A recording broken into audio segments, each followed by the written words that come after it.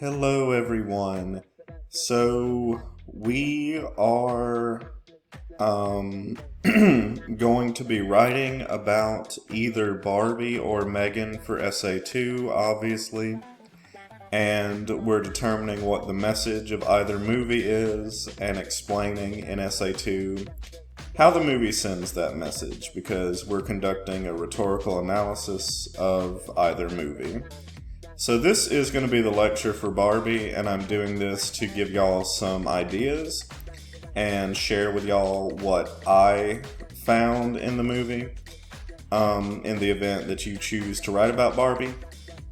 So, I wanted to start with an intro to what Barbie is, as if she needs any introduction. But Barbie was created by Ruth Handler from Mattel in 1959 as a new doll, and she quickly became famous. Everyone in the world knows what a Barbie doll is, pretty much.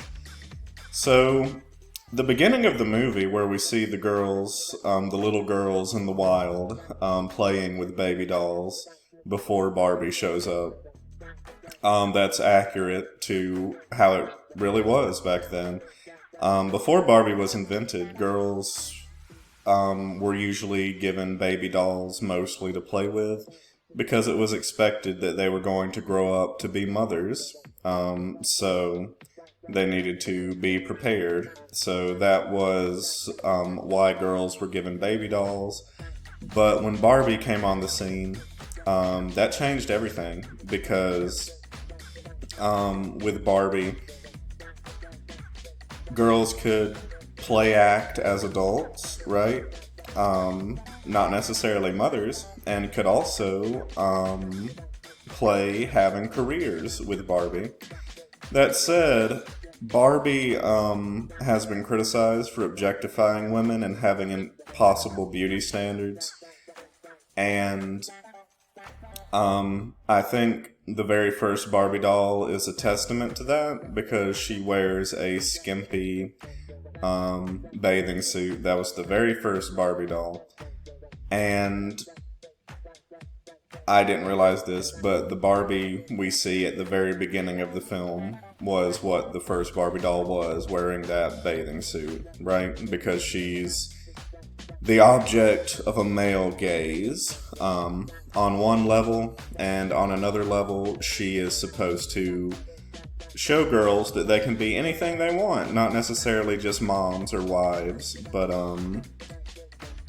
yeah, Barbie has both failed and succeeded at empowering women over the years that she's been around, and I would say the movie very much is exploring that. And to give some more info, some more introductory info, I wanted to mention some historical context. So this came out obviously in 2023, after Roe v. Wade was overturned. So, of course, women's rights right now are a pretty big question in the wake of Roe going away. And of course, in our modern world, traditional gender roles are not followed, perhaps more than ever. So that also is some significant socio-cultural context, with traditional gender roles challenged, perhaps now more than ever. So the film became a smash hit, which was basically the reason I saw it. I have to admit, I did not plan to because, shockingly enough, I wasn't really into Barbie. But once I saw that it was apparently a really big deal, I was like, I need to see this. And I was like, oh my gosh, that has a lot going on underneath the surface. I could really teach this, and I'm glad I did this semester. But yeah, it was a hit. It even outgrossed Harry Potter, if you can believe that. So it definitely is a significant movie, and I think I can see why. So lots of people loved it, lots of people hated it. So let's get into why that is and what this film is saying about gender and gender roles and feminism in today's world, etc. So I wanted to talk about some symbols because, of course, you will have to analyze at least one symbol for the paper. So the first symbol to talk about is horses, and of course horses represent the patriarchy in the movie. With Ken, when he discovers patriarchy, he instantly associates it with horses. But I would argue that horses also are pretty feminine in nature as a symbol, because we have on one side of the coin, you know, rough and tumble cowboys and stuff like that, with boys playing with horse dolls. But of course we also have things like My Little Pony, and I think there's even a Barbie set where she has a horse. So horses are pretty ambiguous when it comes to what gender they should be associated with, and I put should in quotes because I think it could go either way. So I think with the horse, the movie is just trying to show us that cultural beliefs about gender can be rather arbitrary, because a horse can be masculine but can also be feminine depending on how you see it. It's all subjective, in other words. In terms of the American flag, if you'll notice at the school, they had a horse on their sign, part of their mascot, the Frontiers Men. So the school is definitely a microcosm of the patriarchal real world. It sort of represents the real world in a nutshell. And of course it has the American flag on the sign, which I think is significant because our country, of course, was founded by men. It's the founding fathers, not the founding mothers. And that said, I think the film wants to show that it's not just places like Texas or Mississippi or really conservative traditional places where sexism exists in America. We see it also in California, the film reminds us, because California, even though it's, you know, supposedly the most progressive, liberal, women empowering state ever, we see Barbie get sexually harassed in California because that's what the real world is in this movie. So I think the film, and when we see the American flag on Venice Beach, it's paired with the California flag, just to remind us that, hey, we got some work to do here in America in terms of women's rights, still in 2023, and we can't be complacent, because it's not just in ultra-conservative traditional places, it's also in places like California. In terms of the seashell, I think that would represent her objectification, because it really reminds me of this painting, The Birth of Venus, where Venus is emerging from a seashell. And we sort of see that with Barbie on her bed, which has a seashell bed frame. The seashell basically symbolizes how Barbie can be seen as an object of beauty, because of course the goddess Venus, or Aphrodite, she is the goddess of beauty, sex, and love, right? And that's all she is. And with Barbie, it's like that appears to be all she is, but she isn't really, as she discovers at the end of the film. She is more than just her looks. So yeah, that's the seashell. And then we have the high heel. So the high heel basically means it's like similar to the horse. It's a symbol of how our ideas about gender are arbitrary, because I don't know if y'all knew this, but men invented high heels for themselves back in the 17th century. So we associate heels with femininity, and they're seen as something you should wear to be pretty, quote unquote, if you're a woman. But really, they were invented by men for men, so it's ironic that that's what they've developed into.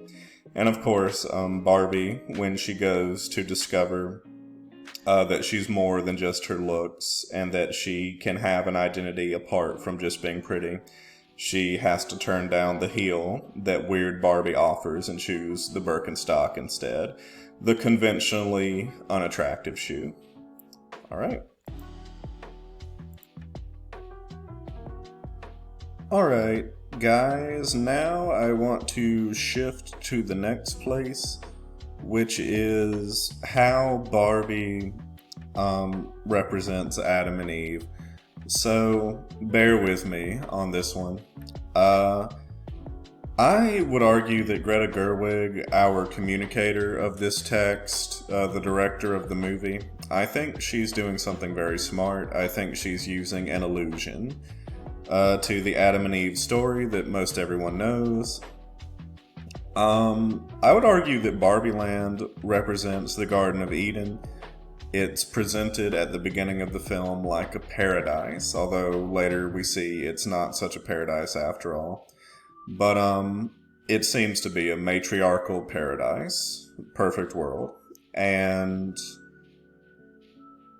with that, after they leave Barbie Land, I don't think this is a coincidence. Right outside Barbie Land is a wide stretch of desert, which really reminds me of the book of Genesis, where God says that outside of the Garden of Eden, Adam and Eve will be faced with thorns and thistles, arid landscape, etc., etc.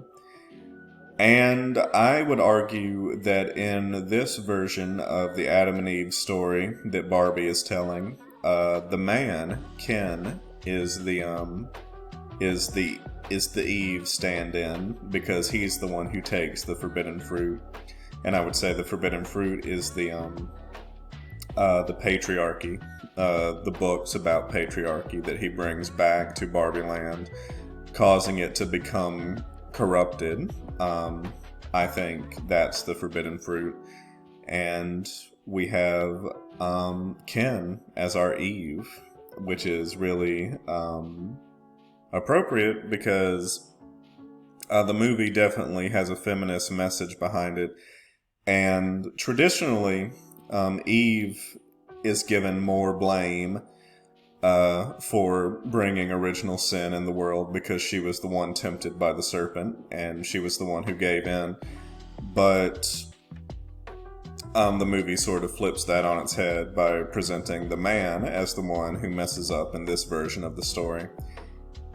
All that said, even though Greta Gerwig does change the Eve character to the man in this case, or changes the one who takes the forbidden fruit to the man instead of the woman, I should say, she remains faithful to the curse that happens after Adam and Eve sin.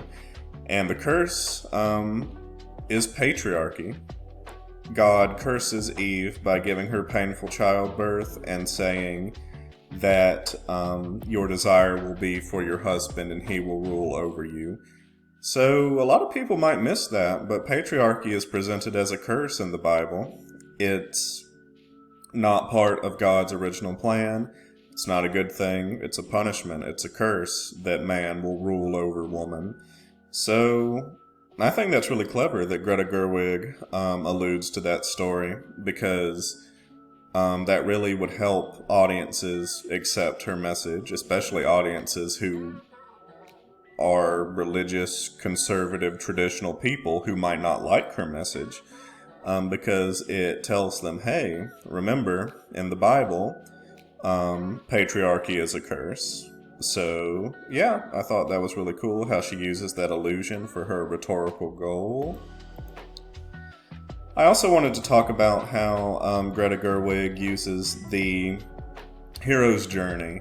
So the hero's journey is basically a storytelling template, a pattern that we see happen in lots of stories about heroes stretching back to people like Gilgamesh and Hercules, etc.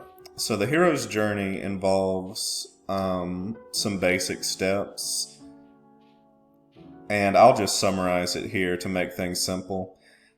The hero's journey involves a hero with help from a mentor leaving home and going on an adventure. The hero faces trials along the way, the hero hits their lowest point, and then the hero comes home with their prize. And the prize doesn't have to be anything physical, like an object. It can be something more abstract, like an idea or new knowledge, etc. So, I like to use this example because George Lucas was inspired by Joseph Campbell, who developed the idea of the hero's journey. In Star Wars, of course, we have Obi-Wan as Luke Skywalker's mentor. And then Luke Skywalker goes on a hero's journey and ends up blowing up the Death Star. And yeah, that's a hero's journey, plain and simple. In Barbie, we see the same thing. We see Barbie with her mentor, Weird Barbie, and she goes on an adventure to the real world. She faces trials like being sexually harassed on Venice Beach, like being pursued by Mattel, who want to put her back in a box and reprogram her, basically. To where she's back to quote-unquote normal, where she doesn't have cellulite and isn't thinking about death, etc. And she hits her lowest point when she becomes depressed, because the hero always has a point where it seems like they've been defeated. In her case, she becomes depressed. She thinks, I can't be anything other than pretty. Pretty is all I am. If I'm not pretty, I'm nothing, etc. And she gets brought out of that by her prize, which in this case is Sasha's mom, Gloria, who gives her wisdom that she takes to the rest of the Barbies, that you don't have to be put into a box, pun intended, of pretty or even male or female. You just you should be your own person, where you aren't a prisoner to social expectations of your gender. So yeah, that is what she brings to Barbie Land. That is her prize. Barbie also goes on a heroine's journey. So Maureen Murdoch was a student of Joseph Campbell, the one who developed the hero's journey, and she responded to it with what she calls the heroine's journey. To put it simply, the heroine's journey involves a woman leaving traditionally feminine values in a quest for freedom, because of course traditionally feminine values often can be restraining. And then she rediscovers femininity as a positive thing, and she reconciles the masculine with the feminine and finds her own self, which we see happen in Barbie, clearly, where she finds her own self and discards the oppressive traditional feminine values, where she's supposed to be a pretty object and nothing more, and rediscovers femininity in a positive light. And yeah, she finds her own identity, and she literally becomes a real person. Yeah, that's the heroine's journey. We also see it in things like Mulan, where Mulan takes on the role of a soldier, which is a traditionally masculine role, in order to find some freedom, in order to help her family. And she gets caught, but she discovers that she can be a hero and a woman at the same time. She doesn't have to be a pretty object sold off to a husband as merchandise. Alrighty, so yeah, Barbie goes on a heroine's journey as well. And I think that's really evident by the fact that she wears blue and has to get rid of the and has to choose the Birkenstock over the heel when she first meets with Weird Barbie, because blue is a traditionally masculine color, so she's shedding traditional femininity before she goes on her journey. Speaking of blue, like I said, blue is a traditionally masculine color, and Barbie makes extensive use of color to send its message. Barbie Land's main color is blue, and I would argue the real world... Oh, I'm so sorry. No, Barbie Land's main color is pink, obviously, a traditionally feminine color. And the real world is blue. So... or at least I would say so, especially at that bus stop where even the trash can in the background is blue. And pink is associated with femininity, and blue is associated with masculinity, although it used to be the exact opposite in the past. People originally associated blue with girls because girls were, calm, little mothers, taking care of baby dolls, like a serene little ocean, whereas boys were red, hot, fiery, rough and tumble, although they're still little boys, so it's a lighter shade of red, rough and tumble, but eventually it got flipped around, so that just goes to show that cultural ideas about gender are arbitrary, which is something the film says throughout, and I think that's really brought home with the fact that Barbie's creator, Ruth Handler, wears blue. So she is someone who doesn't care about gender stereotypes. She's just her own person, as Barbie should be. So now I want to get into shapes. So shapes as well as color are used in this movie in order to send its message. I did want to make a comment on all the squares in Mattel, and we talked about squares briefly and how they convey artificiality, and I think that makes a lot of sense because Mattel is portrayed as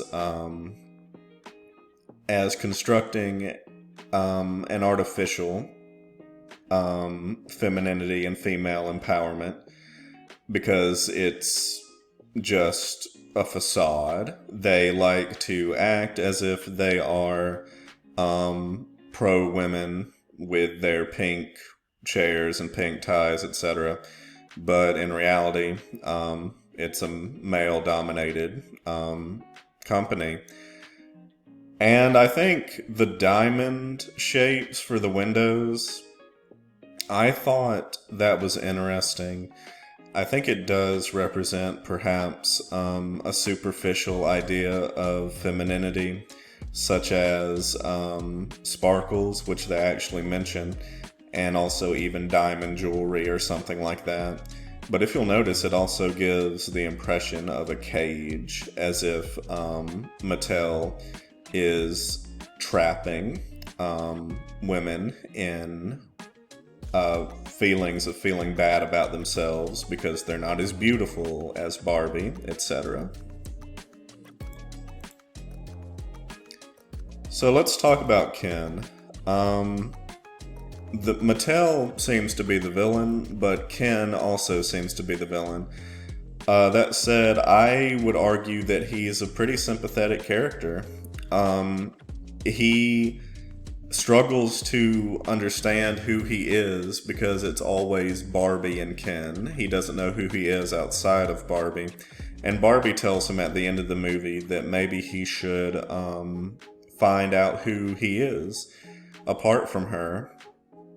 And it's interesting because patriarchy was bad for him as well as for the Barbies because it really stripped him of an individual identity, and he also admits he didn't really like